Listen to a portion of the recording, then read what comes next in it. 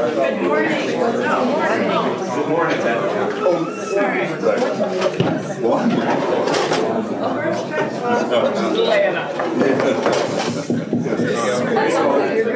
Serious, but it's not. Yeah. You don't want the front row?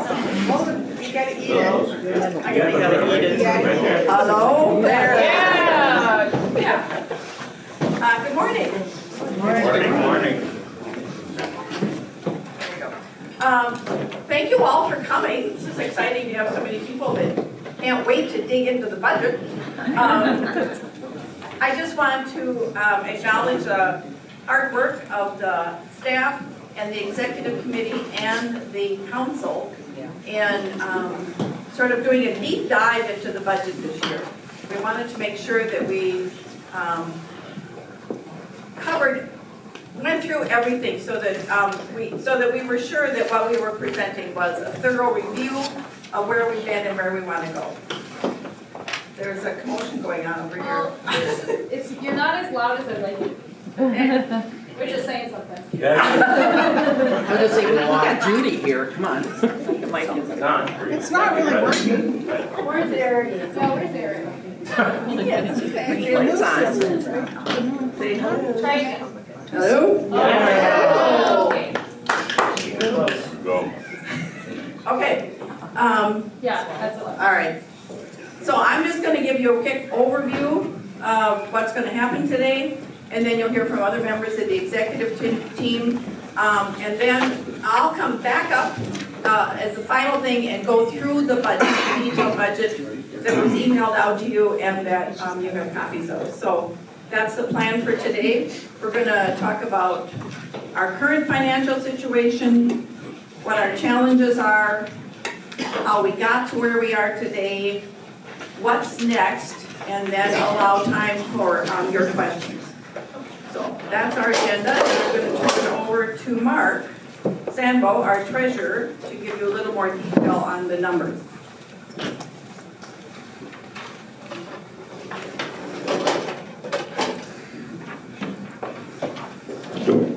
Don't shoot the messenger, please. Actually, we're in fairly decent shape financially. Seeing as how we've done a deficit budget for the last 3 years. This year, I believe we will end the year minus $26,000. That's what we still owe. Our current situation with the money is that we have about $400,000 on hand in a reserve. So basically, out of that $400,000 will be the $26,000 plus the mortgage payment. And we've talked about the mortgage payment, I think, forever. We've had one forever. No, we haven't had it forever. We've had it when we built this, and Naomi will go through that process with you too. Every year we spend $22,000 a year for a month. A year, that'd be nice. $22,000 a month on the payment for this building. $14,000 of it goes towards principal and $8,000 goes towards interest. I know later on we're going to be talking about another way of handling that, but right now it's there and it's always going to be there, so we're going to end up paying that amount, roughly, is that $200,000, $240,000 a year for the financing the building. The assets that we have on hand, though, we have about, I believe, $7.5 million in assets, the building and all the things that we have. But it doesn't pay that asset doesn't pay the functioning of the church. Our regular giving, we have about 330 people who give weekly. 119 of those people have pledged a certain amount, and that amount right now is $588,000. So we're about halfway through. If you looked at the budget sheet when you came in, I'm sure that's the first thing everybody looked at is what's the bottom line, Our budget is going to be right around $980,000. And 588 of it has been pledged. However, those people who still come to church but don't pledge still make up a lot of that amount that we need. Let's see, we can't, as I've talked about, a deficit budget. We have money in the bank, but we can't continue to have a deficit budget as we look at a budget where we're going to be owing $190,000 at the end of the year. We do that for 2 more years and our $400,000 is gone. So it's important to, we do some kind of fundraising or whatever it is to pay off that mortgage. And the mortgage is at the end of this year, it'll be $1.75 million. So if we can do a good capital campaign to get rid of that budget, we have another $240,000 a year that we can pay our bills with.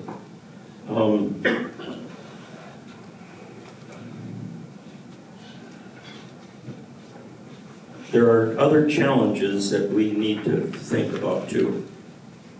I think when I first started talking about, when I first took over as treasurer, we talked about the fact that we have a boiler that is, I believe in best estimate is we cannot find parts for that boiler. And that boiler is limping along, it's working, but we're gonna have to pay for a new boiler at some point in time. Or, let's say the boiler goes out this week, next week bring bigger jackets to church. But those are challenges that we have and we're always going to have. But when we look at our budget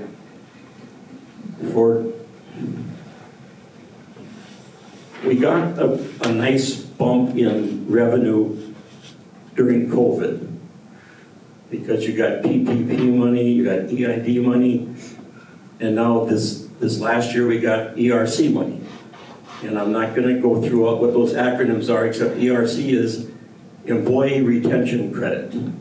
So anybody that we retained during the COVID series in 2001 and 2, we got money back from the government for that. So that's one of the reasons we have a little bump in money this year.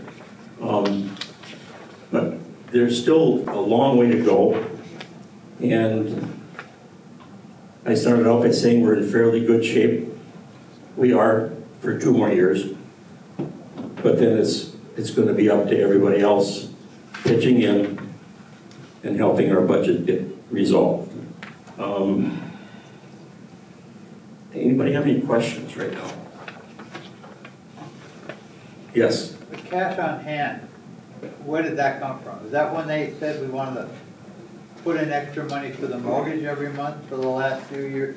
About 3-4 years ago, they were doing that? No, basically the money from the reserve money that we have now comes from the money that we got from the government during COVID. Okay.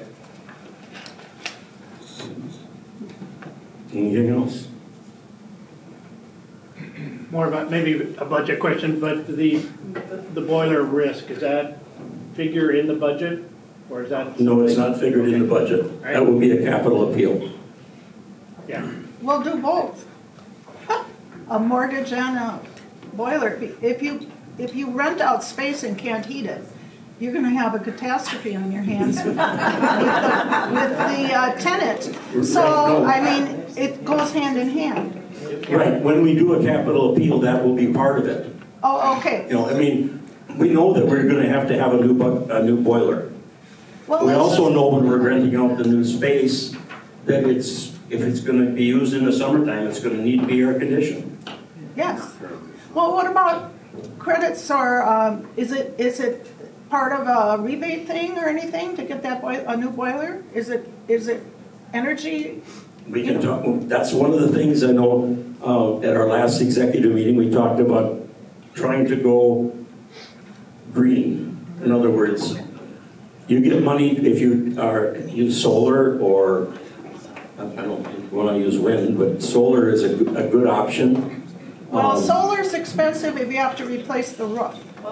Or if you get hail damage. You know, there's all kinds of different things. I mean, we haven't even broached the idea of what we're doing yet. Oh, I think it's a kind of a sense of urgency on the boiler, actually. There's a task force being formed. Is there? Yeah, Okay. no, yes, there is. There's going to be a task force formed for the boiler. There's going to be one for the debt reduction. Yes, When is the loan due to be renewed? And will there be a penalty if it's paid off early? there is no penalty to pay it off early. And right now, we have 4.17%, 4.75. 4.75 finance charge, which you're not going to get that anywhere right now. And I believe it's how many years, Lisa? 32 more years? No, 2032. 2032? Okay. Yes, How much is a boiler? We don't know. we don't have any idea. I shouldn't say we don't have any idea. There's been things out there, but it's going to be about $120,000. Well, we can have, We don't know. people, If we get an energy efficient system, it may be more, but it'll save us money in the longer run. well, we raised 80,000 to put a new roof on the building that doesn't exist anymore. I think we can probably have a drive for the boiler, maybe outside of the capital campaign, because, We'll leave that to the task force. all right, good. Okay? Naomi, you're next.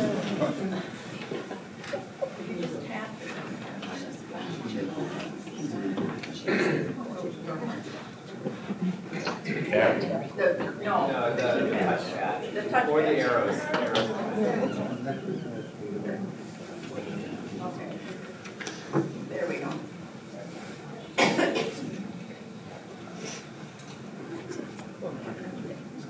Okay, well, you did hear the good news from Mark that we do have cash on hand. And just to expound on the question a little bit about where those funds came from, they're from the leftover building funds from the capital campaign from 2012 through 2020. We also had a lot of cost savings during the pandemic, building costs and so on, when no one was occupying our space. And also pandemic funds from the government programs, which have been discussed already. The newest addition was completed in 2012. At that time, the existing mortgage of $801,000 was also added on to the mortgage, the new mortgage of 2020. At that time, we had valid reason to expand the space. We had a long-term relationship with ISD 196 for their adult basic ed program. And we had assurances that would be continuing. We also had a thriving preschool here that was very well known in the area and very popular. And our congregation was growing by leaps and bounds.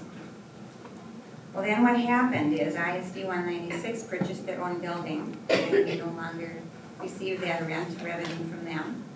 Our preschool closed, and our church did not increase as rapidly as we thought it would. Of course, no one could have predicted the future at that time. The decision to build on was made very honestly, very prayerfully, very intentionally for what we knew at the time. We have used the building for good resources. We've used it for the matrix. We did have the preschool here. We had the homeless shelter here for a couple of years. And presently, we still do rent to the link.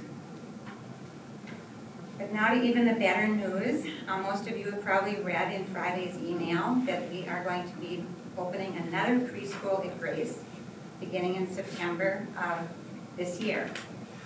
And we are working on this with urgency because a lot of licensing has to take place, a lot of building changes and so on need to take place before that September time. This has been done with thorough research. It's been done rather quickly. But we do trust the Lake Area Development, Lake Area Discovery Center. We trust that they are a reputable organization, and they have been recommended to us by Bishop Law, the ELCA. The 3 large rooms on the east side of the building will be used, and then all the rooms on the south side of the south hall will be used as well. And the revenue we'll receive for that is about $50,000 a year. There will be some renovation costs of about $60,000. Half of that will be covered by LADC, and half of that will be covered by Grace. There'll also be a playground built on the west side of the building over here in the green space, and that will be covered by grants that LADC will also work on. That area will be fenced in, so it'll be a safe environment for the kids. Let's see. Oh, there will be a board of directors. The board of directors will be represented. Grace will represent someone on the LADC board of directors. They have 17 locations, and there's a board of directors member from every location. Legally? Yes? Okay, I've heard the word childcare, and that means a whole lot of different things to me. Is this a preschool or a childcare center? It is both. They'll take children aged 20 months through 5 years. No, there's a difference between childcare, the daycare center, and It's a preschool. Okay, because I was thinking, if it's a childcare center, you have a whole lot more costs you've got to endure. It's a preschool. So it's only like half-day sessions? No, it's full-day sessions. There'll be a core time that's considered the preschool. 9 to 3 or 9 to 3:30. 9 to 3:30 is the preschool day, and then they offer before and after preschool care. So basically it would be open from 7 until 5:30, but the core day is for the education part. Okay, are they also renting the kitchen? They are using the kitchen. Are they renting the kitchen? No. They don't. Are they hiring their own janitor? They do their own custodial work. Okay, thank you, because see, when I left as assistant director at Community Child Care Center, Richfield Lutheran, when they started theirs, had a big shop. Had a what? I left as the assistant director at Community Child Care Center at Richfield Lutheran. They got a big surprise when we came in.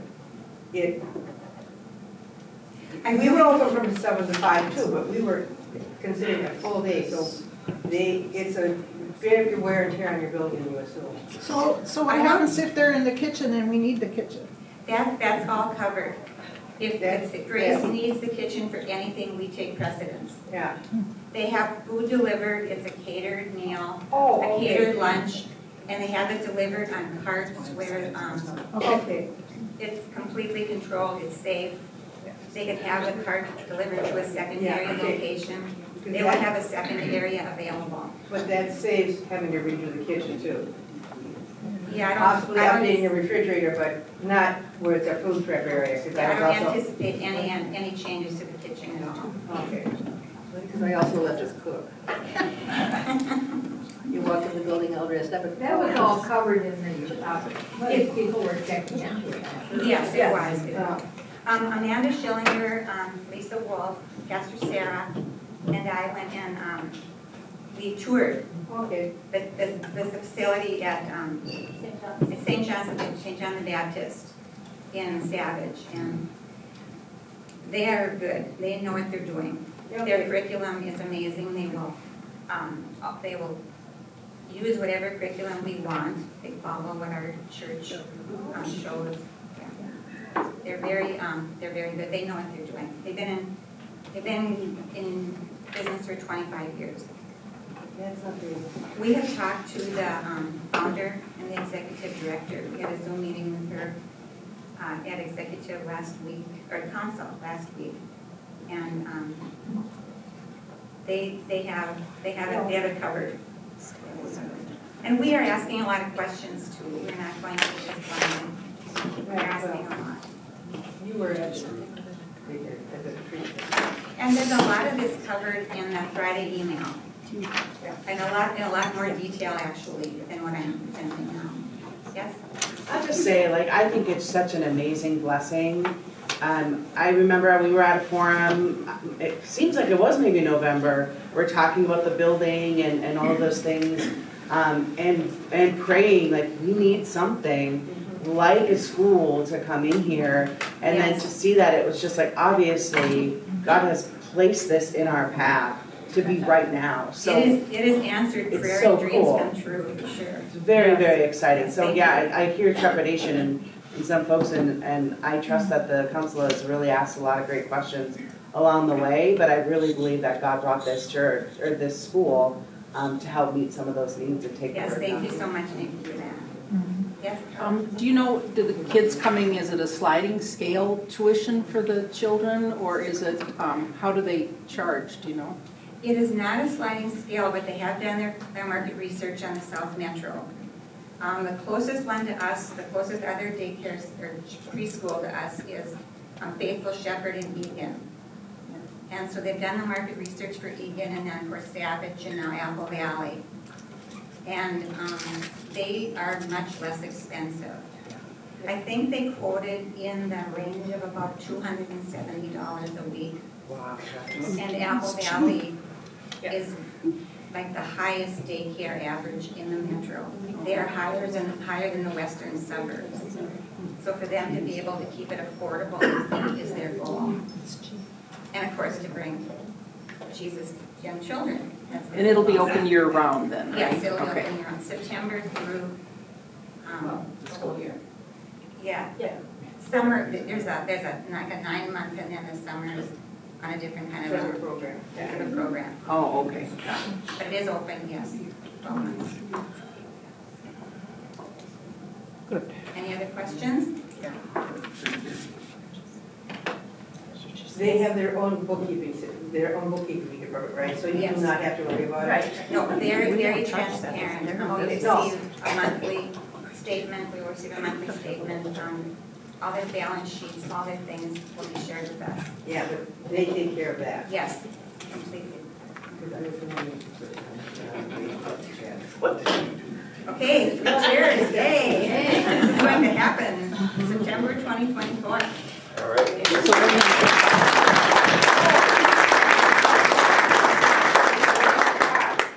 Pardon me? One question, for storage, where do you put the cots for nap time? Wherever they want. We are providing the storage and they can figure that out. Oh, okay, just wondering, because. Yeah, we're not moving their cots. No. It's the cot washing comes up. I guess one more thing I should add, this question may come up. LADC does all the contracting and does all the construction. We don't have to be involved with that at all. There will be some volunteer opportunities, but that's also a real plus that they will take care of all of that. Yeah. I'm gonna track this back because I am not doing the question section. You're gonna get thrown under the bus for that. So, oh, now I'm not doing anything. Shoot. Oh, I'm sorry, it's not working. Okay. Let's see. Here we go. All right. So yeah, so I'm here to talk about what's next. You've heard a little bit about this already. I'll keep this out loud. Yeah. Really? Okay, all right. Oh, there we go, that's better. That's better. So as Mark talked about, we have cash on hand, and that's great news. It does help us to stay functional right now, but realistically, based on that mortgage payment that we have, that cash on hand will not last. Again, it's about $400,000, a little bit less than that, I think. We're taking $200,000 of that this year. If we do that same thing again next year, it's gone. All that money's gone, and we're back to where now we've got a lot of issues. So, again, fortunately, as Naomi talked about, we have the preschool coming in, so that's going to help us defray costs. But we do have a lot of things that we want to do, not even that we want to do, but that we need to do. Nobody's excited about a boiler breakdown, but we have to take care of that, right? So as you heard a little bit earlier, we're going to be starting to form a capital campaign task force. So we want to get people together and start thinking about different ways we can look at a capital campaign. So our goal this time around is not to just say, well, here are the things that we need to do. So here are the basic ways we can do them. Here's how much it costs, and let's get it done. And hopefully that will be something that people want to hear based on the questions that I was already hearing out there. We want to look at things like the boiler, like the mortgage, like the lighting in the sanctuary, like the equipment we need for better streaming online. What else is on my list here?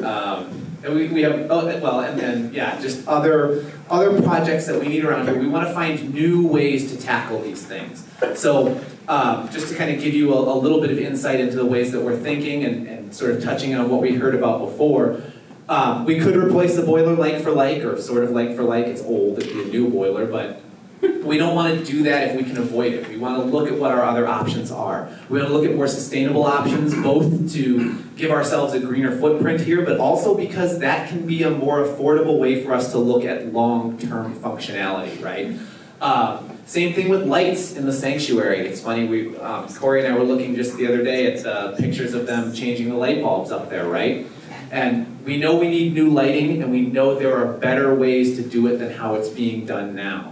So we initially, the idea was, well, we're just going to get a capital campaign rolling as soon as we possibly can because we need this money and we want to just get things fixed and make sure that we don't have to worry about money anymore. But after a lot of prayerful discussion, we realized maybe that's not the best way for us to tackle this. Maybe doing it the old way isn't the best way for us to handle it. Maybe we want to step back a little bit and have a group that can look at better ways to do things. So we're going to look at questions about, is something like geothermal or a heat pump or any of those types of systems going to be better for us? They'd be more expensive up front, but again, over time, you're talking about a system that basically pays for itself, right? Same thing with, can we do more sustainable lighting? Can we do lighting that won't have to be changed as often? All of these things reduce costs down the road. But we need people to take a look at what the options are, because very few of us, if any of us in this room, know what all of them are. So our agenda going forward is that in this next year, we're going to put that group together, have them start looking at some of the options and start talking through what we can do, and then build our capital campaign around that. The other big benefit to that is it's very hard to get momentum going for a let's just reduce the mortgage or let's just put a new boiler in. We want things that the congregation is going to be excited about, right? If we can start building a mission behind some of these ideas of what we're going to be doing, we're going to hopefully build more momentum, get more money coming in, and be more successful in those campaigns. Because it is probably going to be a big campaign. You've seen the numbers that we're talking about just up here. You're going to see more of them in just a couple of minutes. I think the thing that I would ask from people, and this is why I wanted to get up and talk about this section, is we are going to need people on that task force, but even more importantly, we're going to need ideas. So if you have ideas, we want to hear them. We want to hear, most of this came from ideas that came from that first budgeting forum that we talked about. People just throwing stuff out, which is what made us step back and say, wait a minute, maybe there's a different way to do things. So those ideas are really important to us, and we want to hear what you have to say, what your thoughts are, what things are important to you, and most importantly, what's going to motivate you to get behind a capital campaign. What are the types of things that are going to make you get excited and say, yes, this is really pushing us forward, pushing us into the place that we want to be, and helping us present to Apple Valley and the rest of the community that we're doing good, not just for our congregation, but good for the entire community. So stay tuned. You're going to be hearing more and more about that capital campaign going forward, what we're doing, what our ideas are. And we will also be asking for your money as part of that capital campaign. Hint, hint, yeah. So, yes. I just wanted to kind of tag on to what you were saying about we're focusing on the mortgage, but the whole purpose of paying down the mortgage is so that we can reinvest in the mission and vision of the ministry of the church, right? Yes. So that's the focus. Absolutely, and that's where we've talked about over and over and over again, the idea of we want to really move toward a ministry-driven budget rather than a budget-driven ministry. That's what we're struggling with right now. There are so many things we want to do, there are so many things we could do, but $22,000 a month of mortgage is keeping us from doing those things. We just simply can't, right? And in fact, a deficit budget is keeping us from doing those things.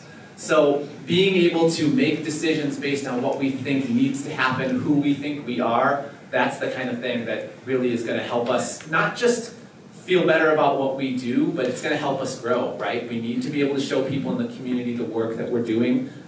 That's what's gonna get people in the doors, and that's what's gonna help keep that momentum moving. So yeah, thank you for that. I will take the risk of saying, are there any questions? Way to go, Todd. Okay, that was your window, so Judy.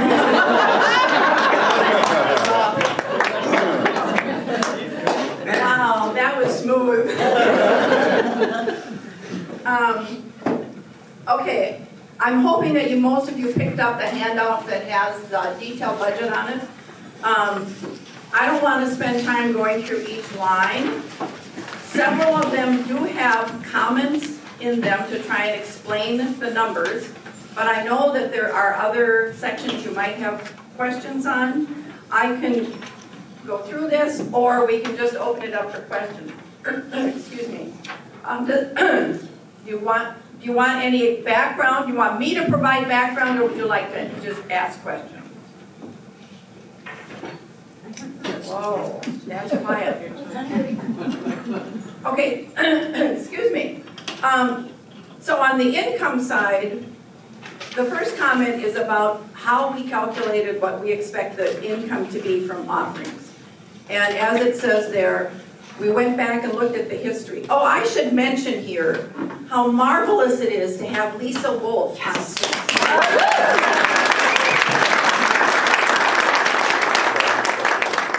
Lisa, can you figure out how much has come from pledged income and how much is from, loose offerings? So she's right on it, so it's been very helpful.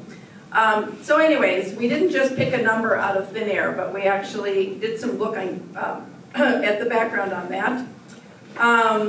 Online giving fees, we've been encouraging people to give online because it really helps with having a steady income, but it also costs some money. So if people can look at how they're giving online, I know because Dick and I are old, we get to do QCD from our retirement funds, and that does not have a fee with it.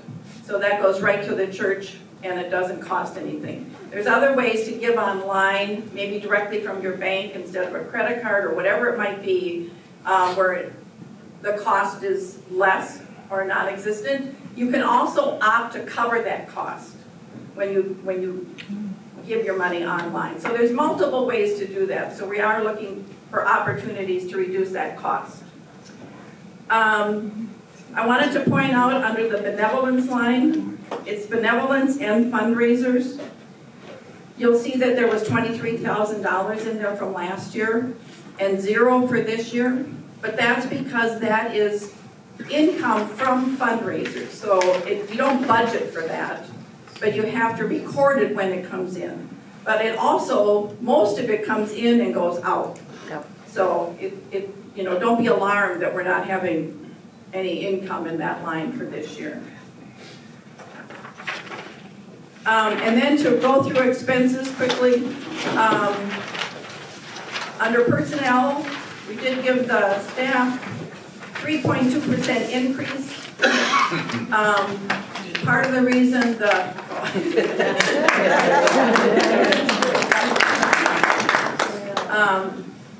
and also, as everybody knows, the cost of benefits continues to go up, so that is part of the reason that cost has gone up. Under office, that number has always kind of puzzled me because I see that number and I think, how much paper do they need? But of course, it includes equipment rental, property insurance, which also has gone up significantly, work comp insurance and things like that. So that's why that number is as high as it is. So the total under administration, which obviously is the biggest chunk of our budget, includes all of those categories above. The office, marketing, technology, so that's why that number is as large as it is. Oh, I forgot to mention under marketing, that number includes $25,000 for an overhaul of our website, which has already begun. And this is a cost that is going to be more now as we get started. And then once it's up and running, the cost to maintain it will be less. So this is the initial cost to get the website overhauled and redone.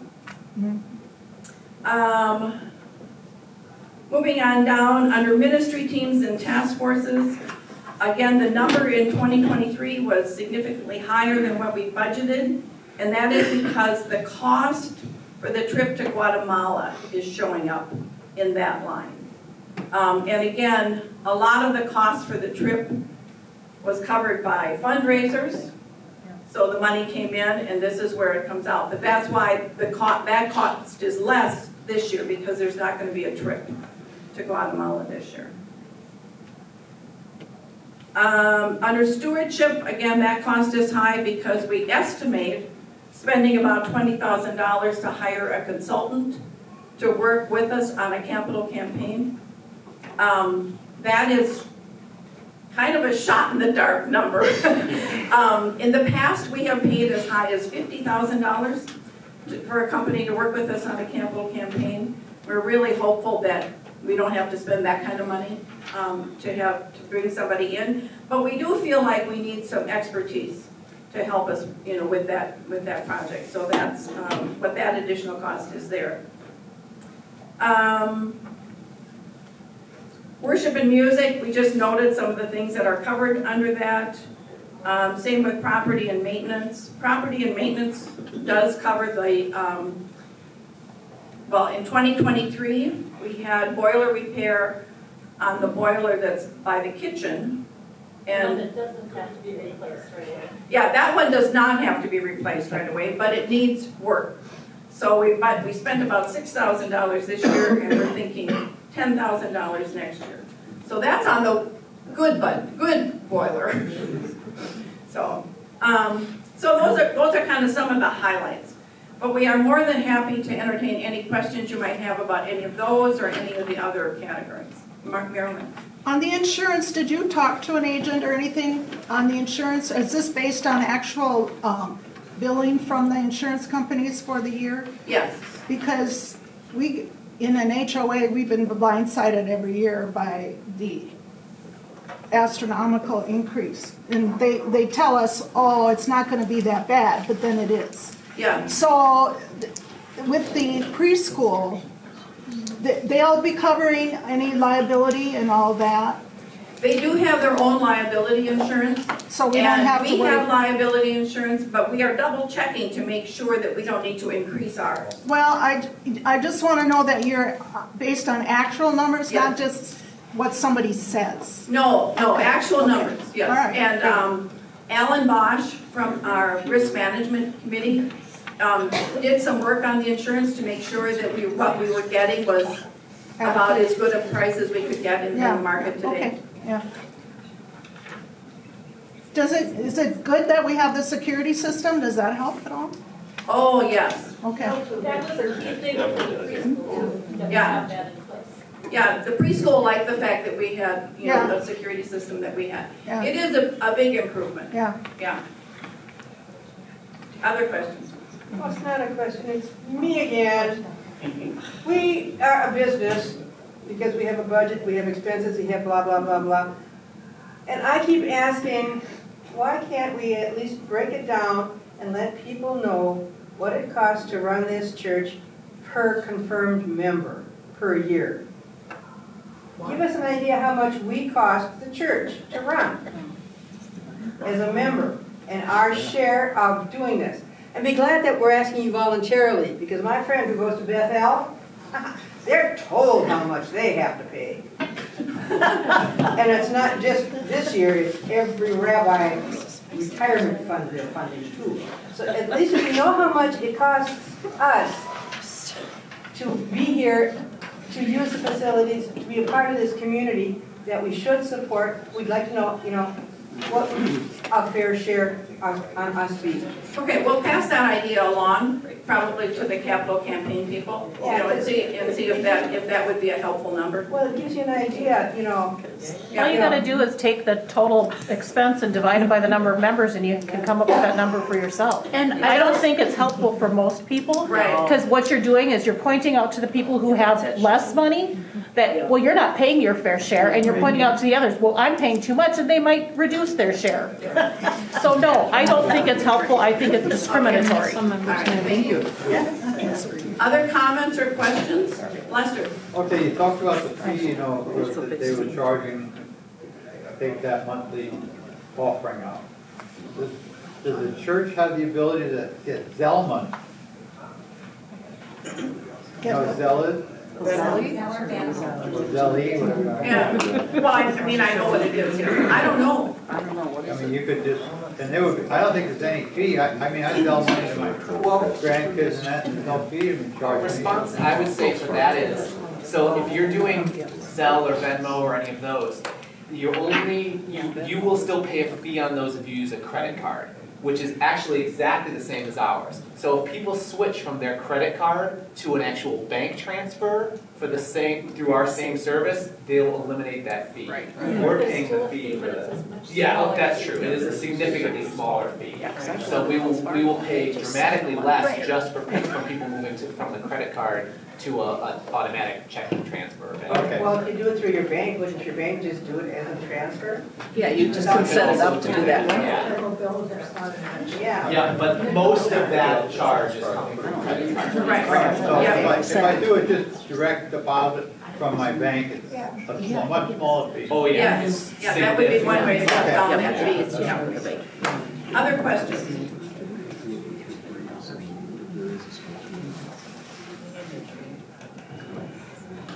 Good job. All right, well, thank you all